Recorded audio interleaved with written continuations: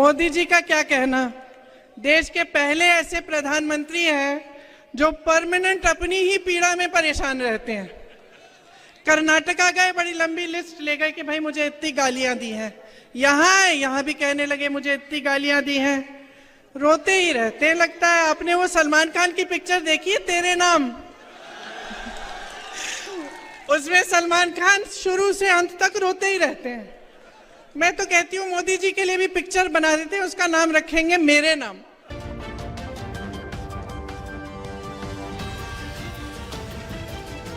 देखिए, दरअसल एक बात समझ लीजिए, इनके जो सारे नेता हैं ना, बड़े विचित्र टाइप के नेता हैं। पहले तो हमारे सिंधिया जी, जानते हैं, मैंने उनके साथ यूपी में काम किया। अब क्या है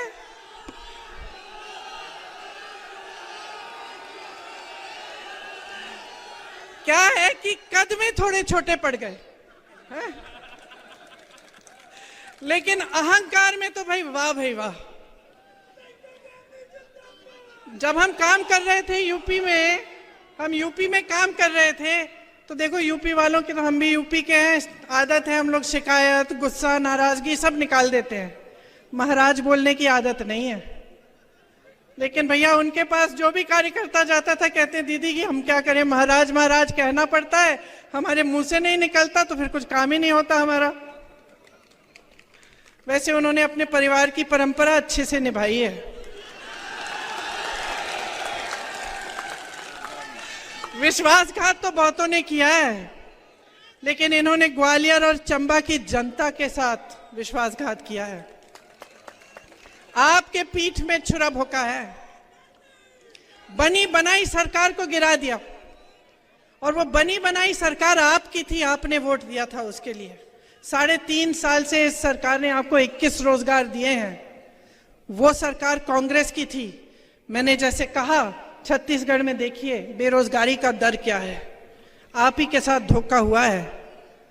इनकी नेताओं की बात कर रहे हैं तो दूसरे यहाँ के आपके गृह मंत्री महोदय जी की हो जाए।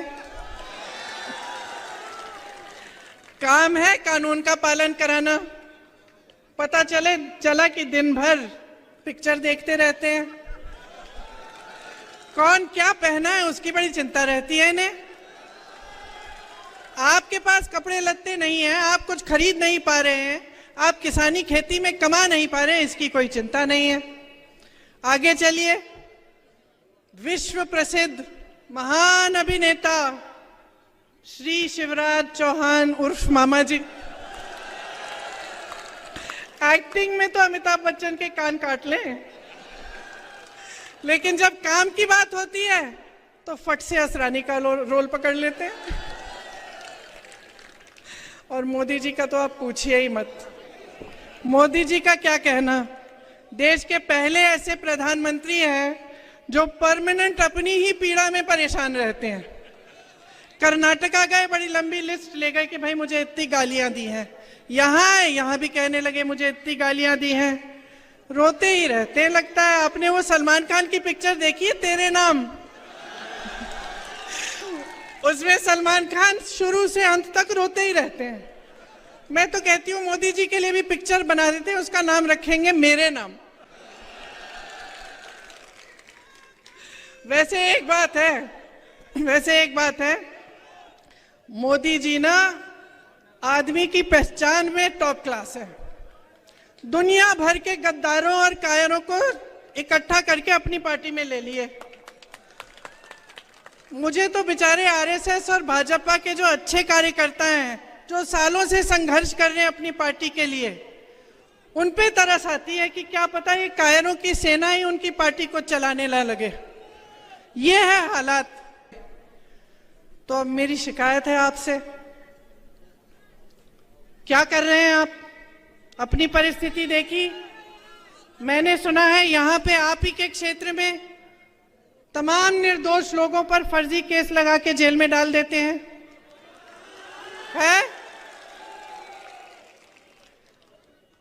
देखिए, मैंने पहले ही कहा, मजाक में कहा, लेकिन मैंने कहा कि गृह मंत्री हैं, यहाँ के जो प्रतिनिधि हैं गृह मंत्री हैं, इनका काम क्या है? इनका काम है कानून को लागू कराना, मतलब जनता को सुरक्षित रखना। और किसकी सुरक्षा कर रहे हैं? यहाँ के गुंडे, यहाँ के माफिया, इनको किसका संरक्षण मिलता है? जब आप परेशान होते हैं, आपकी कोई समस्या उठती है, तो आप जा पाते हैं इनके पास? अपना काम करा पाते हैं? आते हैं आपके घरों में? ये कभी पूछने आते हैं कि आपका जीवन कैसा चल रहा है? तो भाई आपने चुना क्यों? वोट मांगने आते हैं, ठीक है, वो तो वोट मांगने आते हैं, तो आप क्या अंधे हो गए कि आप अंधाधुंध वोट दे रहे हैं? नहीं ना। अरे जागरूक बनो, जागरूक बनो बहनों और भाइयों। आपका देश है, आपका प्रदेश है, ये आपका इलाका है। गुंडों के हाथों में सौंपना चाहते हैं आप इसे? अपने बच्चों के लिए रोजगार चाहते कि नहीं? स्वास्थ्य सुविधाएं चाहते कि नहीं? शिक्षा की सुविधाएं चाहते कि नहीं? तो जागो, जागो। देखो आज देश में ना एक अजीब सा सिलसिला बन गया है। ये पावन धरती है, इसीलिए मैं ये बात यहां खास तौर से कह रही हूं। धर्म के नाम पर जो आपका वोट लेने आता है, उसके मन में एक बात बहुत अच्छी तरह से बैठ गई है। आप ये बात सुन लो भाइयों और बहनों, ये बात बैठ गई है कि मैं कुछ भी कर लूंगा। मैं चाहे एक काम नहीं करूं जनता के लिए, मैं चाहे एक सड़क ठीक नहीं करूं, एक टूटी में भी पानी न आए, समस्या उठी किसानों की, मैंने आंख मूंद के दूसरी तरफ मैंने देख लिया, मैं सब कुछ कर सकता हूं, बशर्ते चुनाव के समय में मंच पे खड़ा होकर धर्म की बात करूं। लोगों के जज्बात उभर जाएंगे, लोग धर्म की बात मानते हैं और धड़ाधड़ मुझे धर्म के नाम पर वोट मिल जाएंगे। ये बात सही है कि नहीं है? जो नेता ये समझ गया है कि मुझे काम करने की जरूरत नहीं है, मैं धर्म या जाति की बात करूंगा और उस आधार पे मुझे वोट मिल जाएंगे, वो नेता काम बंद करना शुरू करेगा। वो करेगा ही नहीं। कल को आप ये जो नेता यहाँ पे हम लोग बैठे हैं सब, कल हमें आप छूट दे दो, हमें आप कह दो कि भाई काम करने की जरूरत नहीं है, आप हमारी जज्बात की बातें करो, आपको वोट मिल जाएगा, तो हम भी बैठ जाएंगे। क्यों नहीं? ये तो इंसान की फितरत होती है। जब जवाबदेही नहीं है, जिम्मेदारी नहीं है, तो इंसान बैठ जाता है।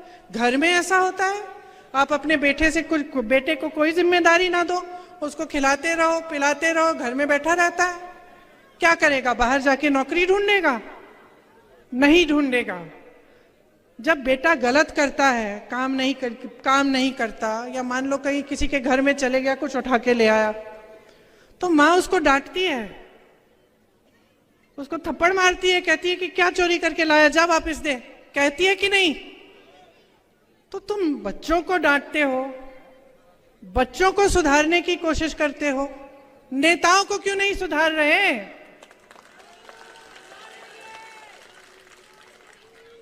ये आपकी धरती है, बार बार मैं कह रही हूं, आपकी अमानत है, बार बार मैं कह रही हूं।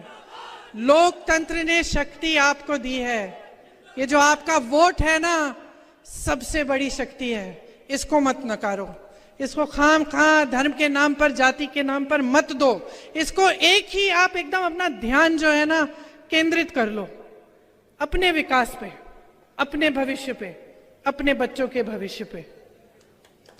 आपको याद है महाभारत में जब अर्जुन ने यूं अपना बाण पकड़ा, एकदम अपना ध्यान केंद्रित कर दिया मछली की आंख पे, उसी तरह अपना ध्यान केंद्रित करो, नहीं तो छूट जाएंगे 5 साल और।